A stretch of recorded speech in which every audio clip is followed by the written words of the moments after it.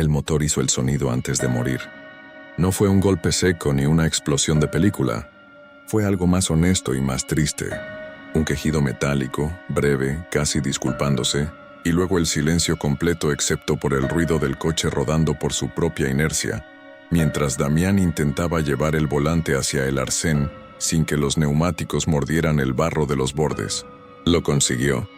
El coche se detuvo con un crujido de gravilla bajo las ruedas, y los dos se quedaron sentados en el silencio que dejó el motor. Camila miró por la ventanilla. Fuera solo había carretera, árboles y una oscuridad del tipo específico que solo existe cuando uno está suficientemente lejos de cualquier ciudad para que el cielo sea negro de verdad, y no ese gris anaranjado al que la gente de las ciudades llama noche. Eran las 9:30 de la noche. Llevaban 4 horas conduciendo por la N417 hacia la casa rural que habían reservado con 3 semanas de antelación. Faltaban todavía 80 kilómetros. No puede ser esto ahora. Salió del coche y levantó el capó con el gesto de alguien que no sabe nada de motores, pero necesita hacer algo. El calor salió en una bocanada y Damián retrocedió un paso. Camila buscó cobertura en el teléfono. Una raya, media raya que aparecía y desaparecía como una broma. Encontró un número de asistencia en carretera que intentó marcar 4 veces. A la quinta logró que sonara, y una voz grabada le dijo que la espera estimada para esa zona era de entre 3 y 5 horas. 3 horas como mínimo. Es posible que más. No hay ni una sola luz en 5 kilómetros, Cami.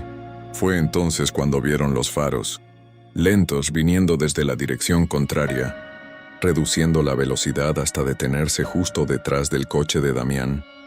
Una camioneta grande, vieja, con el color indefinible de las cosas que han pasado demasiado tiempo en el campo. Se abrió la puerta del conductor y bajó un hombre, Los Strand. El hombre tenía unos 60 años y la complexión de alguien que ha trabajado con las manos toda su vida. Ancho de hombros, con una chaqueta de lana verde oscuro y botas de faena. La cara era amable en el sentido más genérico del término.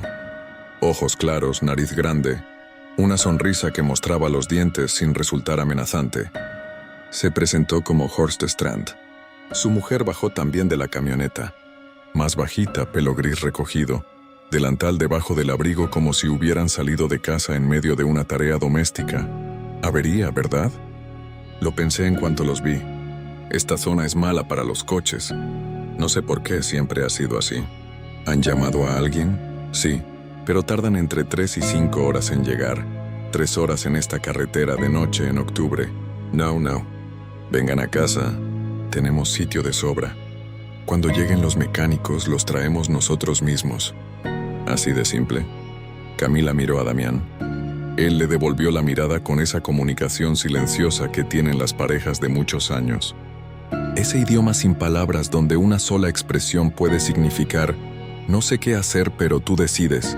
Y yo estoy de acuerdo o en desacuerdo dependiendo de cómo lo mires.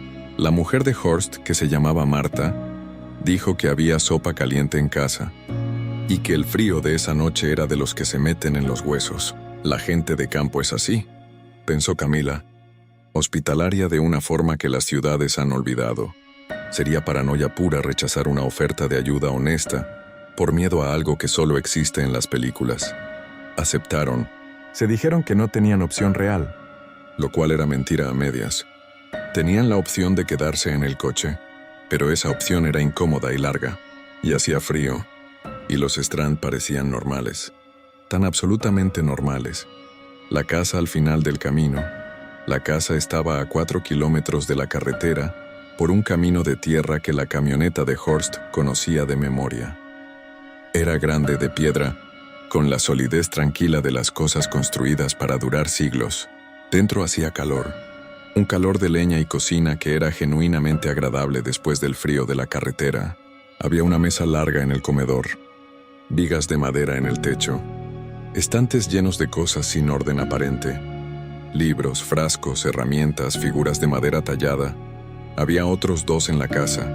Un hombre joven de unos 20 años que Horst presentó como su sobrino Eric, callado, con los hombros encogidos permanentemente como si intentara ocupar menos espacio del que le correspondía, y una mujer mayor, casi anciana, sentada junto al fuego sin participar en ninguna conversación. Los miró cuando entraron con una expresión que Camila no supo descifrar. No era hostilidad, era algo más parecido a la lástima. Marta sirvió la sopa. Era buena, densa, con alguna carne que ninguno de los dos identificó, pero que era sabrosa y caliente, y en ese momento eso era suficiente. Horst habló durante la cena con la facilidad de un hombre acostumbrado a recibir visitas. Del campo, del tiempo, de la casa que llevaba en la familia 4 generaciones. Damián respondía con esa cordialidad educada que usaba cuando quería parecer más sociable de lo que era. Camila comía, escuchaba y miraba. Fue durante la segunda ración de sopa cuando Camila notó la primera cosa. No fue nada dramático. Fue Eric levantando la vista del plato y mirando a Damián de una forma que duró 3 segundos más de lo que mira a alguien que solo está distraído. No era interés, no era hostilidad, era evaluación. El tipo de mirada con que uno mira algo que está considerando. Camila fue al baño después de cenar. El baño estaba al final de un pasillo que cruzaba la parte trasera de la casa. Pasó frente a una puerta entreabierta que daba a lo que debía ser la despensa, o el cuarto de almacenamiento. No pretendía mirar, solo vio por el rabillo del ojo. El instante antes de apartar la vista, algo que no encajaba, volvió al baño. Se lavó las manos. Se miró en el espejo que tenía una mancha en la esquina inferior derecha. Respiró. Intentó ordenar lo que había visto en un catálogo de explicaciones posibles. Ganchos en el techo. Eso era normal en una casa de campo. Cubos, también. La humedad en las paredes, también. Pero la forma de lo que colgaba de los ganchos no era la forma que tienen las cosas que se cuelgan en las despensas de las casas normales. Y el color del suelo alrededor de los cubos no era el color de ningún líquido que Camila quisiera seguir pensando en este momento. Podría estar equivocada. La luz era mala. Había pasado muy rápido. Y las despensas de las casas rurales tienen cosas extrañas. Eso es así. Animales enteros desangrados. Partes de casa. Eso era lo que era. Eso tenía que ser lo que era. Volvió al comedor con la cara que había practicado en el espejo. Normal. Un poco cansada del viaje. Nada más. Damián estaba escuchando a Horst hablar de algo relacionado con la temporada de caza. La palabra caza aterrizó en el estómago de Camila con un peso concreto. Se sentó. Le apretó la rodilla a Damián debajo de la mesa. Una vez, con una presión específica que entre ellos significaba, necesito hablar contigo ahora mismo. Él siguió escuchando a Horst. No lo sintió. O lo ignoró. Marta ofreció más vino. Y Camila aceptó porque rechazarlo parecía un error. La anciana junto al fuego dijo algo en voz muy baja, tan baja que nadie pareció escucharla excepto Camila, que estaba sentada más cerca. Dijo, «Deberían irse pronto». Y luego volvió a mirar el fuego como si no hubiera dicho nada. Lo que Damián encontró, lograron estar solos 2 minutos cuando Horst salió a buscar leña. Y Eric lo siguió sin que nadie se lo pidiera. Damián fue el que habló primero, lo cual significaba que él también había visto algo, y había estado callado por las mismas razones que Camila. En el pasillo lateral hay fotografías enmarcadas, muchas, y en varias hay personas que no son de la familia, turistas, parejas, gente con maletas, y están firmadas por detrás con fechas. Lo vi cuando Horst fue a buscar el vino. Las fechas más recientes son de hace 3 meses, escúchame. Hay una despensa al fondo del pasillo. No sigas preguntando qué vi. Solo necesito que me creas. Tenemos que irnos. El coche no arranca. La camioneta de Horst arranca. Las llaves estaban en el contacto cuando llegamos. Lo vi, una pausa de 3 segundos, en que los dos calcularon lo mismo. Si salían corriendo ahora, Horst volvía a entrar en menos de 2 minutos. Si intentaban ser discretos, si esperaban el momento, si no mostraban ninguna señal.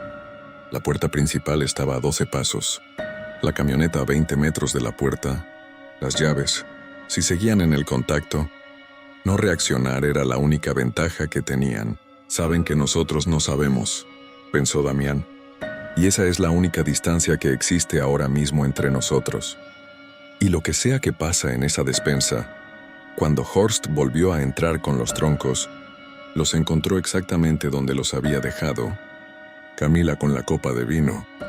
Damián recostado en la silla, con esa postura de quien está a punto de quedarse dormido de cansancio. Horst sonrió, y Marta preguntó si querían ver la habitación que les había preparado. Dijeron que sí, claro. Muchas gracias. Qué amables. La habitación de los huéspedes. La habitación tenía una cama doble, una ventana con postigos de madera y un pestillo en la puerta que cerró Camila en silencio en cuanto Marta se alejó por el pasillo. La ventana daba a la parte trasera de la casa. Desde ahí no se veía la camioneta, pero podían escuchar el viento. Y si prestaban atención, el sonido distante de algo que podría haber sido agua. O podría haber sido otra cosa. ¿Cuándo? Camila señaló el techo, y luego sus propios oídos. Esperar a que duerman. Damián asintió. Se sentaron en la cama sin quitarse los abrigos, sin hacer ruido, con los teléfonos boca abajo para que la luz de la pantalla no se viera por debajo de la puerta. Pasaron 40 minutos así. La casa fue apagándose en capas. Primero las voces, luego los pasos, luego el crujido de las escaleras, luego nada. A las 12:55, Damián probó el pestillo de la habitación. Lo abrió sin ruido. El pasillo estaba oscuro. Al fondo, una luz tenue venía de algún lugar de la planta baja, quizás las brasas de la chimenea, o una lámpara dejada encendida. Salieron. Camila cerró la puerta de la habitación desde fuera, para que desde el pasillo pareciera que seguía cerrada. Caminaron pegados a la pared, pisando cerca del rodapié donde los tablones del suelo crujían menos. Pasaron frente al pasillo lateral donde estaban las fotografías. Damián miró de reojo y vio lo que había visto antes: decenas de retratos en marcos diferentes, sonrisas de desconocidos, fechas al dorso, una docena de historias que habían terminado aquí, en esta casa, en esta oscuridad que ahora también era la suya. La camioneta, la puerta principal tenía 2 cerrojos. El de arriba estaba echado. Damián lo corrió tan despacio que tardó 45 segundos en completar el movimiento. El frío de fuera entró por la rendija antes de que la puerta estuviera abierta del todo. Salieron, dejaron la puerta apenas entornada para no hacer ruido al cerrarla, y cruzaron el espacio entre la casa y la camioneta a paso rápido pero sin correr, porque correr hace ruido. Y el ruido era el único enemigo que podían controlar en este momento. Las llaves seguían en el contacto. Damián soltó el aire por la boca despacio. Camila subió al lado del copiloto y cerró la puerta con cuidado, los dientes apretados contra el clic del cierre. Damián se sentó al volante. La camioneta olía a tierra, a gas oil, y a algo más que ninguno de los dos identificó. Y en lo que ninguno de los dos quiso pensar, giró la llave. El motor arrancó con un ruido que en ese silencio sonó como un disparo. Las luces de la casa permanecieron apagadas 3 segundos. 4. 5.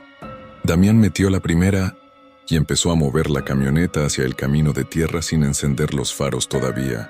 Guiándose por la poca luz de la luna que se filtraba entre las nubes, fue Camila la que vio la silueta en la puerta de la casa. Horst, quieto en el umbral, sin moverse, sin gritar, sin correr, solo mirando.